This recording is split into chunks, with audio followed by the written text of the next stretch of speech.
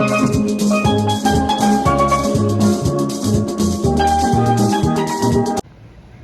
guys, welcome to another episode of Philip TTVIT.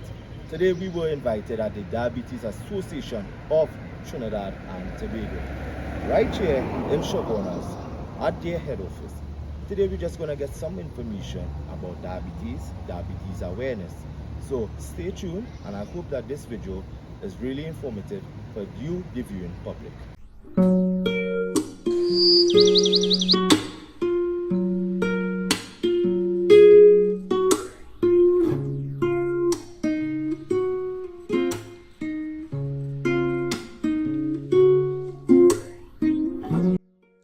Hi, good morning. My name is Nizaj Mohammed, and I'm the Nutrition Assistant at the Diabetes Association of Trinidad and Tobago.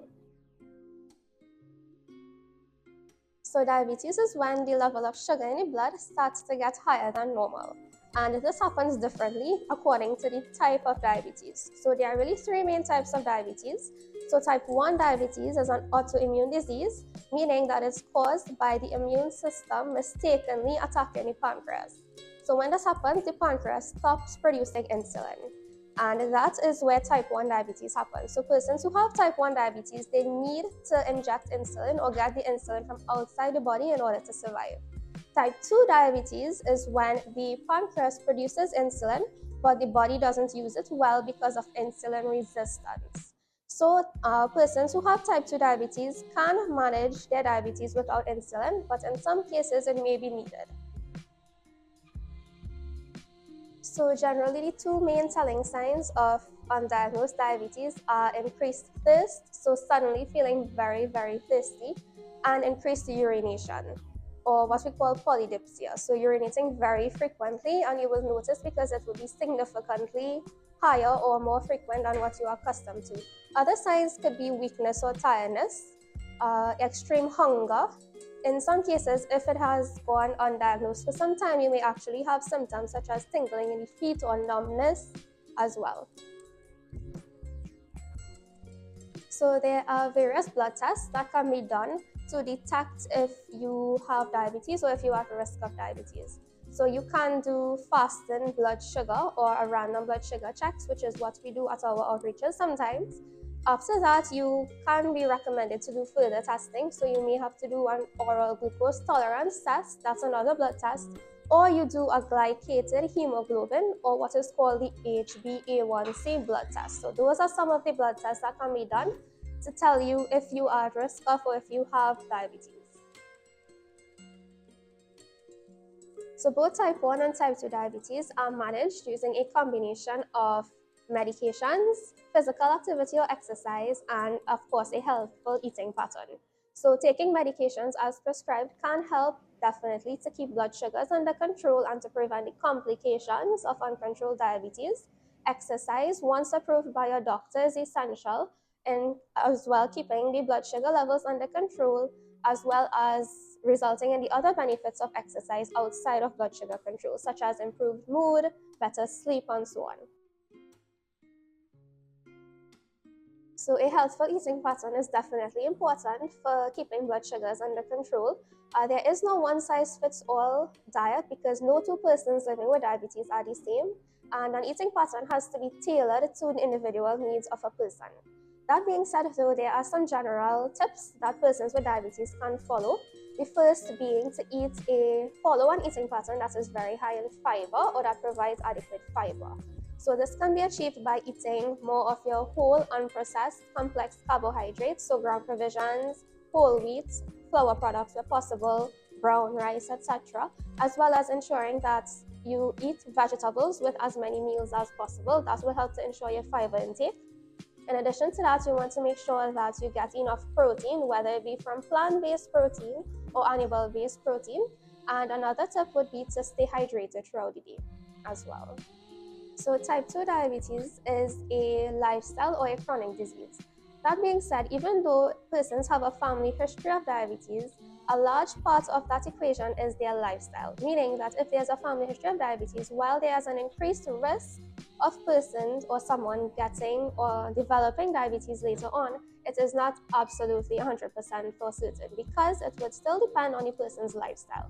So paying attention to your eating pattern, the amount of physical activity and exercise you get, as well as managing other lifestyle conditions, things such as stress, etc., can help to prevent diabetes later on, even if there is a family history. So a third main type of diabetes is gestational diabetes, which is diabetes that is first diagnosed during pregnancy.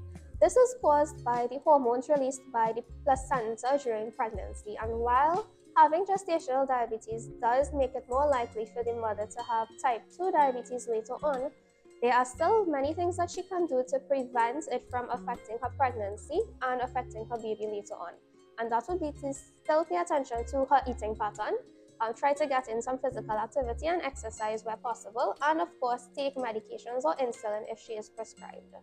Hi everyone, my name is Niala. I'm a research assistant here at the Diabetes Association. Just a little background about the association in itself. It was founded on July 2nd, 1988. We are a non-governmental organization.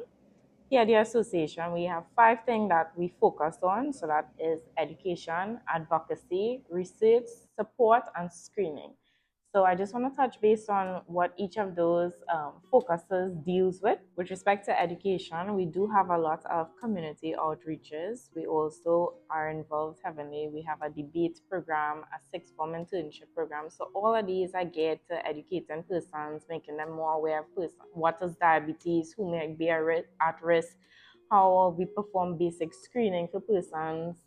So advocacy basically means that we want to make persons aware about diabetes, how to manage diabetes. So we do have a few services here that we offer the association. So that would include nutritional consultations, free eye screening, lipid testing. So you can come in, feel free to contact us at 607-3288 to book your appointments, or you could always follow us on our social medias to get those information. Support can take the form of our monthly branch meetings. So when you become a member, you have the choice to join a branch close to your location. They would normally have monthly meetings whereby they would host lectures with doctors, physicians. They also go out outdoor activities just to encourage a sort of leisure. And we also have a type diabetic youth support arm, which is really support for children living with diabetes, type 1 and type 2 specifically. Right. So we also conduct research here at the association, and this research is in collaboration with other parties like University of the West Indies. So our research are diabetes centered. So screening. So we have free eye screenings that you can look out for. This screening is really for diabetic retinopathy. That just helps to evaluate if there's bleeding behind the eyes, any swelling behind the eyes. So you can look out for those appointments. They are usually scheduled every month. It's done every Tuesdays and Fridays. This is in collaboration with the Trinidad Eye Hospital. We also do nutritional consultations. The first visit is free, so you can speak with a registered dietitian. Just make sure to work with an HbA1c test that tells your average blood sugar for the last 3 months. We also do lipid profile screening. If you require that, just make sure to fast at least 6 to 8 hours prior to your appointment. So you can look out for where we'll be next for our eye screening. Please feel free to check us out on Instagram at the Diabetes Association of Trinidad and Tobago, or on Facebook using the same name, Diabetes Association of Trinidad and Tobago. If you require any additional information, or you would like to book an appointment for an eye screening or to speak with the dietitian, please feel free to contact us at 607-3288, or you can WhatsApp us at 265-3288. And any information, please feel free to call us and our staff will assist. So if you are interested in becoming a member of the Diabetes Association, feel free to give us a call or WhatsApp. We will send you the form. There is a monetary contribution associated, but we would like you to become a member to continue to volunteer your time and your services to just make sure that you're raising awareness for diabetes. Hey guys, there you have it. Hey, this information is really, really important. I learned something, and I hope you guys learned something today. Yo, feel free to contact them, visit them, right?